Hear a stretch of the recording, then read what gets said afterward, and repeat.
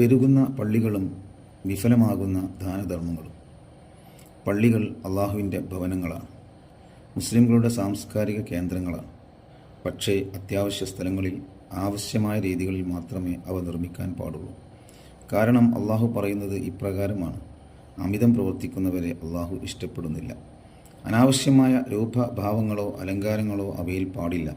അവ സൃഷ്ടാവിൻ്റെ മുമ്പിൽ വിനയം പ്രകടിപ്പിക്കാനുള്ള ഇടങ്ങളാണ്. പ്രവാചകൻ നമസ്കരിച്ചിരുന്ന പള്ളി എപ്രകാരമായിരുന്നു എന്ന് പരിശോധിച്ചാൽ ഇത് വ്യക്തമാകും. ഇത്രയും പറഞ്ഞതിനർത്ഥം കാലത്തിനനുസരിച്ച് പള്ളികൾ സൗകര്യപ്പെടുത്താൻ പാടില്ല എന്നല്ല, ആഡംബരത്തിൻ്റെ പ്രതീകങ്ങളായി അവയെ മാറ്റരുത് എന്ന അർത്ഥത്തിലാണ്. മീറ്ററുകൾ വ്യത്യാസത്തിൽ നിരവധി പള്ളികൾ എന്നതാണ് ഇന്നത്തെ സ്ഥിതി. എന്തിനിങ്ങനെ? ഉത്തരം വളരെ ലളിതം. ഒരു പ്രദേശത്ത് ആവശ്യത്തിനു മാത്രം നിർമ്മിക്കപ്പെട്ട ഒരു പള്ളി, അവിടെ ഐക്യത്തോടും സ്നേഹത്തോടും ജീവിച്ചു പോരുന്ന ഒരു ജനത. പക്ഷേ പിശാചിനുണ്ടോ ഇത് സഹിക്കുന്നു? അവൻ കർമ്മ നിരതനാകുന്നു. ഏതോ ഒരു പണ്ഡിതനെ സമീപിച്ചു ദുർബോധനം നൽകുന്നു. പ്രത്യക്ഷത്തിൽ നന്മയെന്ന് തോന്നിപ്പിക്കുന്നതായിരിക്കും അത്. അദ്ദേഹം സജീവമാവുകയായി. ജനങ്ങൾക്കിടയിൽ പ്രസംഗവും പ്രവർത്തനവും ആരംഭിക്കുന്നു. എന്തൊക്കെയാകും വിഷയങ്ങൾ? തറപ്രസംഗത്തിൻ്റെ അനിസ്ലാമികത, ഖുതുബ പരിഭാഷ ചെയ്യേണ്ടതിൻ്റെ അനിവാര്യത, സ്ത്രീകൾക്ക് പള്ളികളിൽ പ്രവേശിക്കാൻ അനുവദിക്കുന്നതിലെ ശരിയും തെറ്റും, ഫർള് നമസ്കാരങ്ങൾക്ക് ശേഷമുള്ള കൂട്ടുപ്രാർത്ഥനയുടെ പ്രാധാന്യം എന്നിങ്ങനെയുള്ള ഏത് വിഷയങ്ങളുമാകാം. പണ്ഡിതൻ്റെ പ്രഭാഷണം ജനങ്ങളെ ആശയക്കുഴപ്പത്തിലാക്കുന്നു. ഒരു കൂട്ടം അദ്ദേഹത്തെ അനുകൂലിക്കുമ്പോൾ മറ്റൊരു കൂട്ടം അദ്ദേഹത്തോട് പ്രതികൂല നിലപാട് സ്വീകരിക്കുന്നു. അതോടെ അതുവരെ ഒന്നിച്ചു നിന്നവർ ഭിന്നിക്കുന്നു, സ്നേഹിച്ചിരുന്നവർ വെറുക്കുന്നു, പരസ്പരം പോരടിക്കുന്ന രണ്ടു വിഭാഗങ്ങളായി മാറുന്നു. അതോടെ ലക്ഷ്യം കൈവരിച്ച സന്തോഷത്താൽ പിശാച് പുളകിതനാകുന്നു. ജനങ്ങൾ രണ്ടു വിഭാഗങ്ങളായി ഭിന്നിച്ചു കഴിഞ്ഞാൽ പിന്നീടുള്ള ശ്രമം പള്ളി അധീനപ്പെടുത്താനും മഹല്ല് ഭരണം കൈവശപ്പെടുത്താനുമായിരിക്കും. അത് ചെന്നെത്തുക തെരഞ്ഞെടുപ്പിലും ഭൂരിപക്ഷം നേടുന്നവർ ഭരണത്തിലേറുന്നതിലുമായിരിക്കും. ഒരു യഥാർത്ഥ മുസ്ലിമിന് ഇത്തരം സംഭവ വികാസങ്ങളോട് യോജിക്കാനാകുമോ? ഇല്ല. കാരണം അവൻ പ്രവാചകൻ സല്ലല്ലാഹു അലൈഹി വസല്ലമയെ മാതൃകയാക്കുന്നവനാണ്. അവൻ്റെ നേതാവ് മുഹമ്മദ് നബി സല്ലല്ലാഹു അലൈഹി വസല്ലമയാണ്. അവിടുന്ന് ഒരിക്കലും ഒന്ന് രണ്ടാക്കുകയോ രണ്ട് മൂന്നാക്കുകയോ ചെയ്യുകയായിരുന്നില്ല. ഭിന്നിച്ചു നിന്നവരെ ഒന്നിപ്പിക്കുകയായിരുന്നു. പരസ്പരം പോരടിച്ചു നിന്നവരെ പരസ്പരം സ്നേഹിക്കുന്നവരാക്കുകയായിരുന്നു. അക്ഷരങ്ങളിലൂടെയും വാക്കുകളിലൂടെയും പ്രവാചകനെ സ്നേഹിക്കുന്നതിൽ നാം മത്സരിക്കുന്നു. അവിടുത്തെ നിർദ്ദേശങ്ങൾക്കനുസൃതമായി ജീവിതത്തെ മാറ്റിയെടുക്കാൻ നാം തയ്യാറാകുന്നില്ല. അവിടുന്ന് പറഞ്ഞു: എനിക്കുശേഷം നിങ്ങൾ അവിശ്വാസികളാകരുത്. നിങ്ങൾ ചിലരുടെ പിരടികൾ വെട്ടിക്കളയും.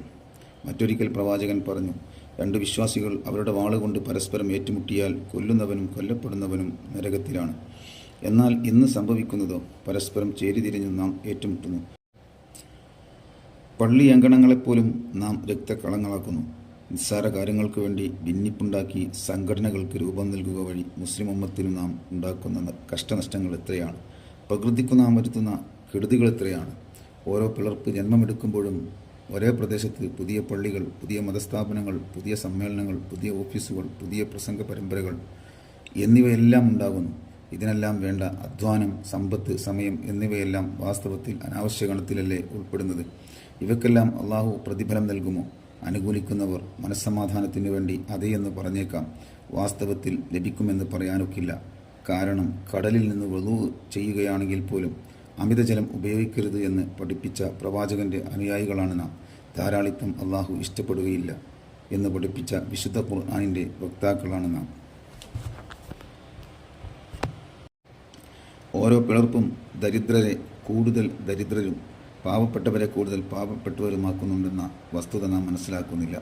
100 വീട്ടുകാർ ഒരുമിച്ച് നടത്തിക്കൊണ്ടിരിക്കുന്ന ഒരു സ്ഥാപനം വിഭജനത്തോടെ 40 50 കുടുംബങ്ങൾ നടത്തേണ്ടി വരുന്നു.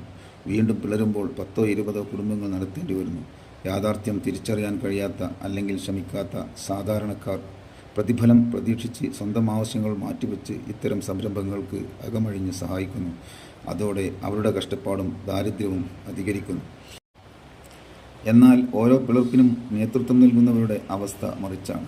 അവർ ഒന്നിച്ചിരിക്കുമ്പോൾ നേടിയതിലധികം സമ്പത്തും സ്ഥാനമാനങ്ങളും പിളർപ്പിലൂടെ നേടിയെടുക്കുന്നു. ജനങ്ങളുടെ വീറും വാശിയും വിശ്വാസ ദൗർബല്യവും മുതലെടുത്ത് അവരുടെ പോക്കറ്റുകൾ അവർ ചോർത്തുന്നു. അവനവൻ്റെ പക്ഷം വിശദീകരിക്കാൻ നാടൊട്ടുക്കും വേദികൾ സംഘടിപ്പിക്കുകയും പ്രതിഫല തുകയായി ഭീമമായ ഒരു സംഖ്യ അവർ വസൂലാക്കുന്നു. AC കാറിൽ വന്ന് ഒരുക്കി വെച്ച വേദിയിൽ കയറി സത്യമോ അസത്യമോ പറഞ്ഞ് അതേ കാറിൽ തന്നെ തിരിച്ചു പോകുമ്പോൾ നീണ്ട കവറുകളാണ് അവരുടെ പോക്കറ്റുകളിൽ എത്തുന്നത്. ഇതിനുള്ളിലിട്ട പണമാകട്ടെ വസൂലാക്കിയത് പരലോക വിജയത്തിൻ്റെയും ദാനധർമ്മത്തിൻ്റെ പുണ്യത്തിൻ്റെയും പേര് പറഞ്ഞു ചോർന്നൊലിക്കുന്ന വീടുകളിൽ താമസിക്കുന്നവരുടെയും കുട്ടികളെ കെട്ടിച്ചയക്കാൻ പാടുപെടുന്നവരുടെയും രോഗത്തിന് ചികിത്സിക്കാൻ കാശില്ലാതെ വിഷമിക്കുന്നവരുടെയും പക്കൽ നിന്നായിരിക്കും. നോമ്പ് തുറക്കാൻ ഒരുക്കി വെച്ച ഭക്ഷണം പാവപ്പെട്ടവന് നൽകിയ മുൻഗാമികളുടെ പിൻഗാമികളെന്ന് അവകാശപ്പെടുന്നവരാണ് ഇതെല്ലാം ചെയ്യുന്നത് എന്നതാണ് കൂടുതൽ കൗതുകമുളവാക്കുന്നത്. ഓരോ പിളർപ്പ് വഴിയും ചെലവഴിക്കേണ്ടി വരുന്ന ലക്ഷങ്ങളും കോടികളും മുസ്ലിം ഉമ്മത്തിൻ്റെ ക്ഷേമത്തിനും കഷ്ടപ്പാടുകൾ അകറ്റുന്നതിനും ഉപയോഗിക്കപ്പെടുകയായിരുന്നെങ്കിൽ ഈ ഉമ്മത്ത് എത്രമാത്രം മാതൃകാ യോഗ്യരാകുമായിരുന്നു. ഇതര സമുദായങ്ങൾക്ക് മുമ്പിൽ ഇസ്ലാമിൻ്റെ മുഖം എത്രമാത്രം പ്രശോഭിതവും പ്രകാശിതവുമാകുമായിരുന്നു. ഇങ്ങനെ ചിന്തിക്കുന്നവനും ഇതിനായി പ്രയത്നിക്കുന്നവനുമാണ് യഥാർത്ഥ സുന്നി അഥവാ യഥാർത്ഥ മുസ്ലിം.